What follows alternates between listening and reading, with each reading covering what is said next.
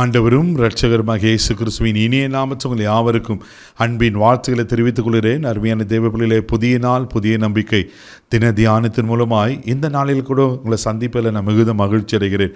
அல்லேலூயா. இன்றைக்கு கூட கர்த்தர் நம்ம கொடுக்கிற வார்த்தை என்ன?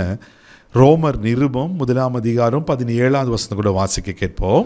விசுவாசத்தினாலே நீதிமான் பிழைப்பான் என்று எழுதியிருக்கிறபடி விசுவாசத்தினால் உண்டாகும் தேவ நீதி விசுவாசத்திற்கென்று அந்த சுவிசேஷத்தினாலே வெளிப்படுத்தப்படுகிறது. அல்லேலூயா. விசுவாசத்தினாலே நீதிமான் பிழைப்பான். அல்லேலூயா. தேவப்பிள்ளையில் ஒரு ஆவிக்குரிய வாழ்க்கையில் விசுவாசிகளுக்கு விசுவாசம் மிக மிக மிக முக்கியமாக ஒரு அடிப்படையான ஒரு காரியமாக இருக்குது. அல்லேலூயா.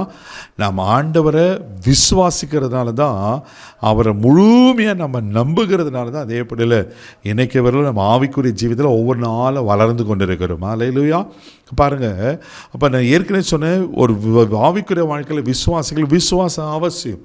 இப்போது விசுவாசம் எடுத்துனா விசுவாசாயும், இந்த வீசு எடுத்துட்டீங்கன்னாக்கா சுவாசம், நம்ம பிரெத்து ஆவிக்குரிய மனுஷனுக்கு மூச்சு எதுன்னு சொன்னால் தேவப்பிள்ளையில் இந்த விசுவாசம் தான்.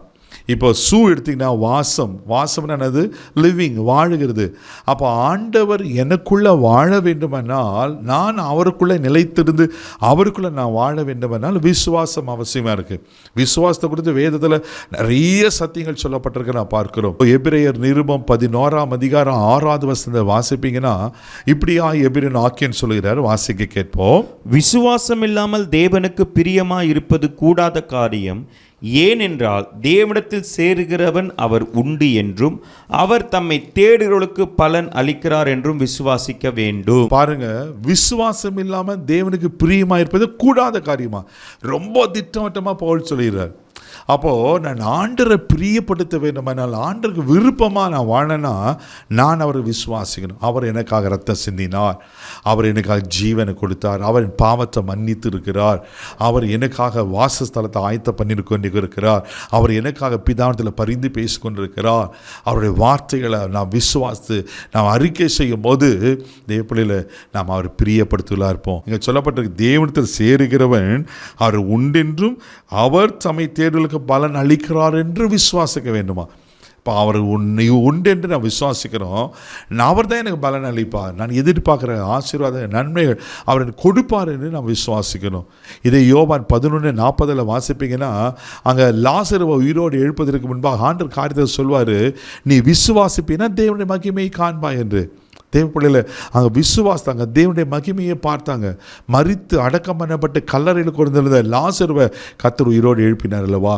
மார்க்கு சுவிசேஷம் 9:24 அழகான ஒரு சம்பவம் சொல்லப்பட்டிருக்கு. வாசிக்க கேட்போம். உடனே பிள்ளையின் தகப்பன், விசுவாசிக்கிறேன் ஆண்டவரே, என் அவ்விசுவாசம் நீங்கும்படி உதவி செய்யும் என்று கண்ணீரோடே சத்தமிட்டு சொன்னான். பாருங்க, இங்க ஊமையான ஒரு அசுத்தாவி பிடித்த ஒரு மனுஷன் இருக்கிறான், ஒரு மகன்.